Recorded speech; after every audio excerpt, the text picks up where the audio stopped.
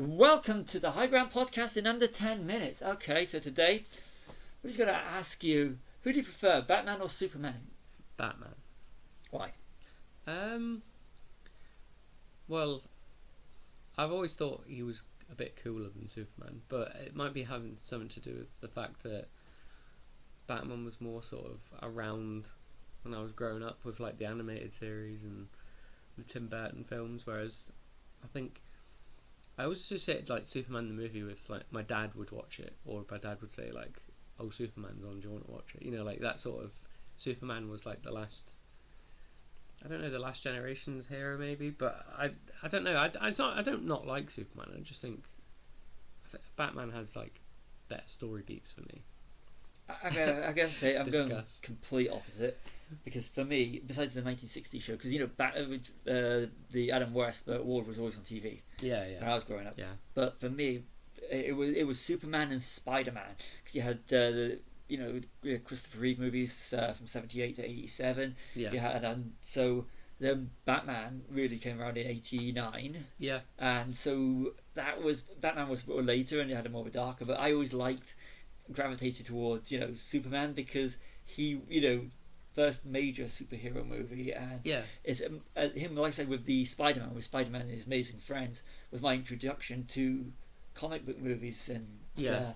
so plus I like the character, and so I know he's goody two shoes and everything. He always Yeah. had right. He's always struck me as like a DC version of Captain America.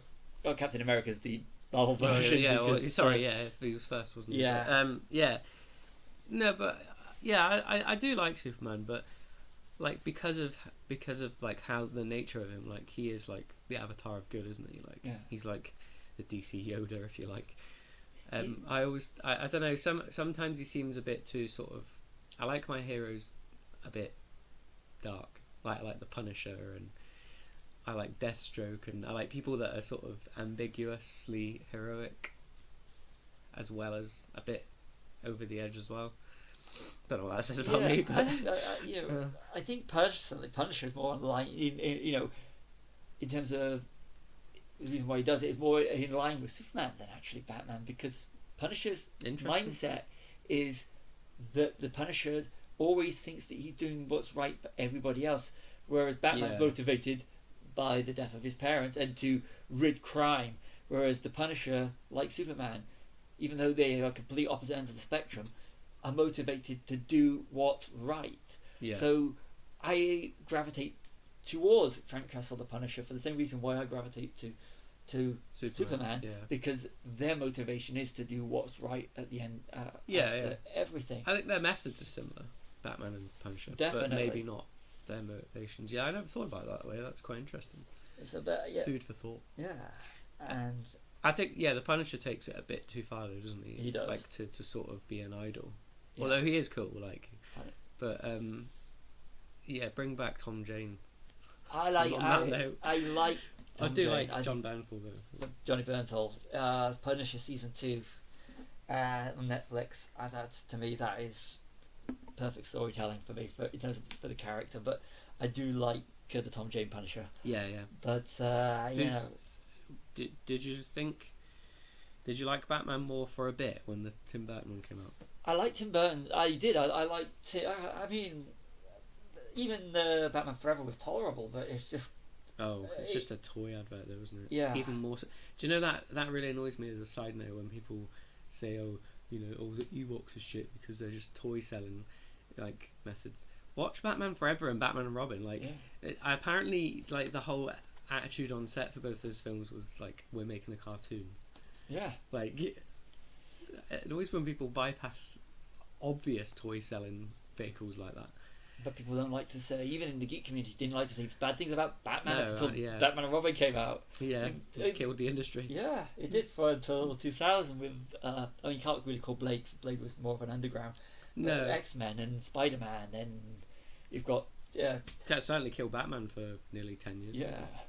But, and Batman is I think Batman is the easier one to market because he is, goody two shoes. It's like Captain America coming at the end of the pre-Avengers. I think that was the right thing to do. Yeah. I'd love to see a sort of DC universe where they introduced Superman last before Justice League, I think that'd be interesting. But that would have made sense. Yeah, but I mean, I don't know if you could do like, because he is like the linchpin of the whole DC thing, isn't he? One of the big three. You got. Yeah. You got. I mean, well, this is not just. I mean, I've always seen Batman, Superman, Wonder Woman as being Yeah, the big three Yeah. in terms of. And if you want one for Marvel, it's now. I know people go, depending on. This is pre MCU. It was always Spider-Man.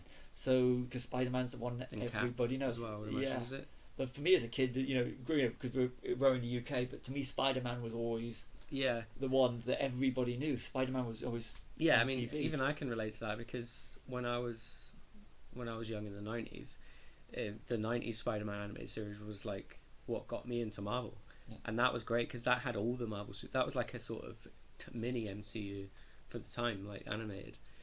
So it's interesting that all the sort of the ones that get you into these characters are animated, aren't they? Yeah. I think it's just that they start young, don't they, with the kids, and then the films come later, you know, because I don't think kids would have probably got into Batman if Tim Burton was the first thing they saw related to the character. Because it's dark. Yeah, I suppose now we've got him to thank for, like, Nolan has pretty much said, I wouldn't have done Batman without Tim Burton. No, but you needed that because, you know, after, I mean, you think before we were 89, it was the 60s Batman. Yeah. And that's what a lot of people knew. It's a world before. away, isn't it? Yeah. But then again, it was too dark at the time. Yeah. The Batman Returns. I say the same thing about if The Living Daylights for James Bond had been released in 2006 instead of Casino Royale was 2006, wasn't it? Yeah, that's right. Yeah. Instead of Casino Royale, it would have still made the money. But Yeah. it was coming off the back of A View to a Kill. Yeah. It was too soon. And then they sort of nailed the coffin with License to Kill, didn't they? yeah. So it's still the only one film to date with a 15 certificate. Jeez. But, you know, you needed Superman and, you know, the goody two shoes, but you needed, if you want to get someone into a DC universe, you do need your big ones up front.